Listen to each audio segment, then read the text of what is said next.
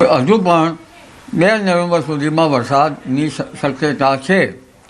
દક્ષિણ સૌરાષ્ટ્રના ભાગો, સુરત, ભરૂચ, દક્ષિણ ગુજરાતના ભાગો, મધ્ય ગુજરાતના ભાગો, ઉત્તર ગુજરાતના ભાગો, કચ્છના ભાગો અને સૌરાષ્ટ્રના કેટલાક ભાગોમાં 2 નવેમ્બર સુધીમાં હજુ વરસાદની શક્યતા છે.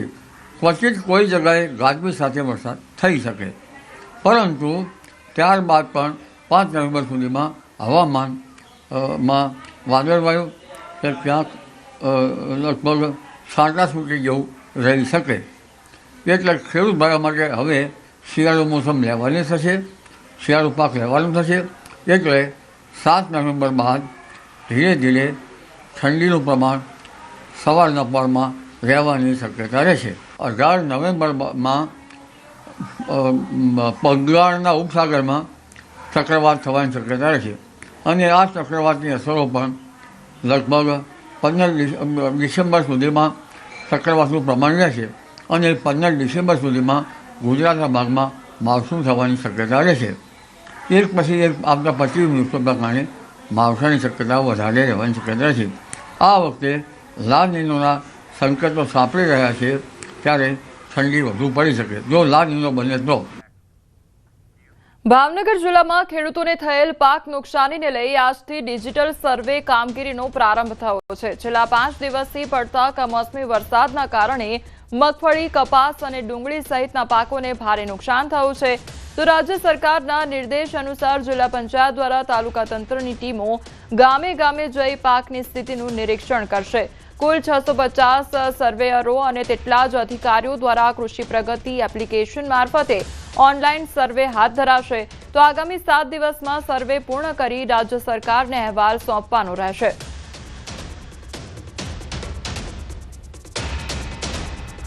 પાક નુકસાનીની જે રજૂઆતો મળેલ છે અને પાક નુકસાનીનું આકલન કરવા માટે જે સરકાર તરફથી આદેશ કરવામાં આવ્યા છે, એના માટે કૃષિ પ્રગતિ ઓનલાઈન એપ્લિકેશનથી ડિજિટલ સર્વે શરૂ કરવામાં આવ્યો છે, જેમાં ગામ દીઠ સર્વેયરની નિમણૂક કરીને ડિજિટલ સર્વેની પ્રક્રિયા આરંભવામાં આવી છે. કાલથી જ સર્વે શરૂ થયો છે. એમાં 650 જેટલા આપણે સર્વેયરોની નિમણૂક કરી છે અને તેમને સર્વે શરૂ કરવાની સૂચના આપી છે અને તેના માટે દરેક ગામ દીઠ આપણે એક મોનિટરિંગ કર્મચારીની પણ નિમણૂક કરી છે, જેઓ સાથે રહીને સર્વેની કામગીરીને આગળ ધપાવશે.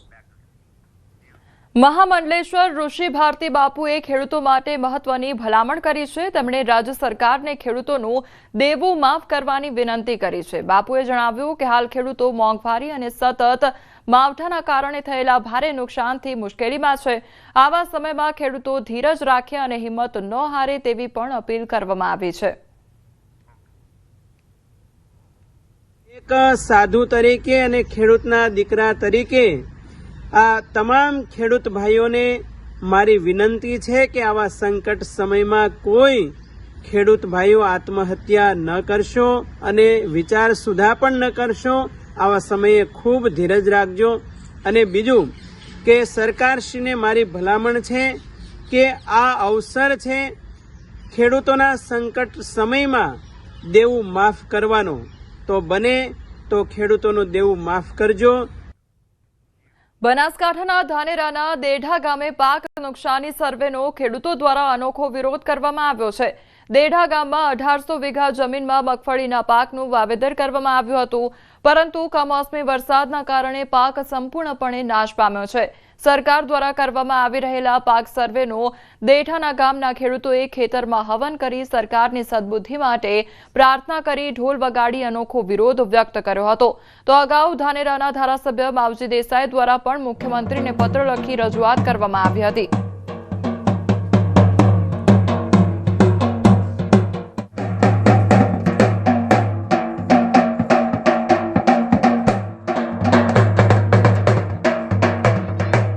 મગફળીના પાકમાં નુકસાન એટલે કશું લેવાનું જ નથી, એમાં કોઈ વળતર થવાની જ નથી. એટલે મજૂરી કરીને જો આજ સુધી એમને વિચાર કર્યો હતો કે હવે મારે બધું વળતર ચૂકવાશે, ખેડ ખાતરના દેવરાશે, પણ આજે કશું પ્રોબ્લેમ થાય છે એમ નથી. એટલે મારી નરમ વિનંતી છે સરકારશ્રીને કે અમારો સર્વે કરાવીને જલ્દીથી જલ્દી એમને રાહત મળે અને સરકાર સપોર્ટ કરે. 1800 થી 2000 વીઘામાં મગફળી સાફ બગડી છે, ખેડૂતનો કોઈ આધાર નથી. સરકારશ્રીની ખૂબ ખૂબ વિનંતી કરો, થોડા ઘણી સહાય મદદ આપે તો ખૂબ, ન કે કોઈ વારો નથી. કોઈ વધાર જ નથી રહ્યો ખેડૂતનો, કોઈ મજૂરી નથી હલાય એમ, કે કોઈ બિયારણાય નથી હલાય એમ, કે છેડનાય હલાય એમ નથી. અમારી ગામની અંદર 1800 એકર જમીન ઉપર ખૂબ નુકસાન થઈ ગયું મગફળી પાકોમાં બધેમાં, અને અમને સરકારશ્રીની વિનંતી કે અમને વળતર આપે, અને સરકારશ્રીની એવી અમે અપેક્ષા રાખીએ છીએ. અને અમે ગમને હવન પણ કરાવ્યો સરપંચ દ્વારા, અને સરપંચને બધે માગ કરી છે કે અમને બધે ગામને પબ્લિકને રાહત અપાવે. ભાવનગર જિલ્લામાં કમોસમી વરસાદના કારણે ખેડૂતોને વ્યાપક નુકસાન થયું છે. ભાવનગર જિલ્લાના સિહોર તાલુકાના ખેડૂતોને મગફળી, કપાસ સહિતના પાકને નુકસાન થતા ખેડૂતો મુશ્કેલીમાં મુકાઈ ગયા છે. તો હાલ સરકાર દ્વારા સર્વેની કામગીરી કરવામાં આવી રહી છે, ત્યારે ખેડૂતોએ આનો વિરોધ કર્યો હતો અને જણાવ્યું હતું કે 100% નુકસાનમાં સર્વેના નાટક બંધ કરી સરકાર દ્વારા સીધી સહાય ચૂકવવામાં આવે.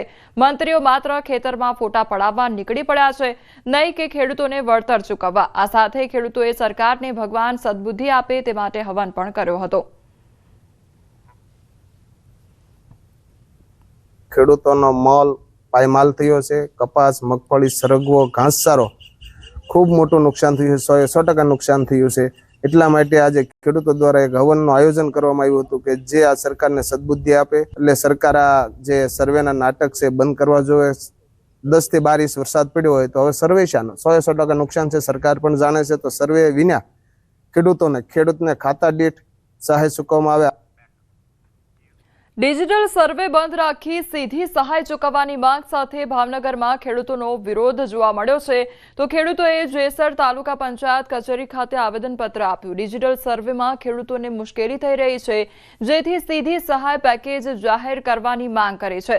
સતત કમોસમી વરસાદના કારણે ખેડૂતોને 100% નુકસાની પહોંચી છે. કમોસમી વરસાદને કારણે જે ખેડૂતોને નુકસાન થયેલું છે અને સરકાર શ્રી જે ડિજિટલ સર્વેની વાત કરે છે એનો અમે સખત વિરોધ કરીએ છીએ.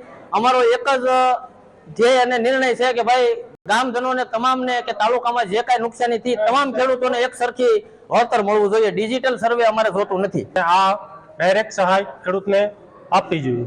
સર્વે કરાવ્યા વગર જો એને આપવાની ગણતરી હોય સરકારની તો ડાયરેક્ટ ખેડૂતોના ખાતામાં આપવી જોઈએ.